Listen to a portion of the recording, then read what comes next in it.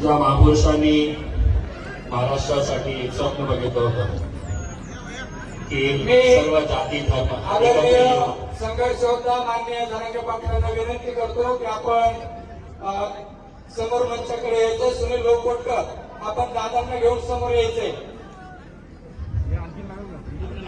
मी जे स्वप्न बघितलं होतं आज जितके सारे लोक एकत्र झालेले आहेत ते सर्व आपले राजनैतिक पक्ष आपली जात धर्म विसरून न्यायासाठी हक्कासाठी आणि आज जे काही चुकीच्या महाराष्ट्रामध्ये घडत आहे त्याच्या बाबतीत आपण एकत्र आलेलो आहे. मी सर्वांना धन्यवाद देतो आणि फक्त एक गोष्ट सांगू इच्छितो. एक बात बताना चाहता हूँ और इस बात के अंदर सारी बात छुपी हुई है. उसके पत्र के ऊपर मैं चुप था, अब मेरा नंबर आया है. मेरे पत्र पर तुम चुप हो, कल तुम्हारा नंबर आएगा.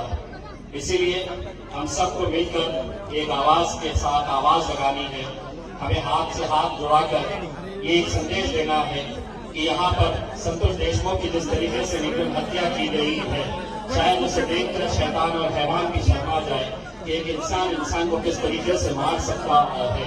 मैं उनके परिवार को यह आश्वासन देना चाहता हूं कि हम पूरी ताकत के साथ उनके साथ खड़े हैं और उनकी लड़ाई के अंदर हम पूरी ताकत के साथ आपका साथ देंगे और जहां तक हो सकेगा हम आपकी आवाज से आवाज लगाते रहेंगे. बहुत बहुत धन्यवाद.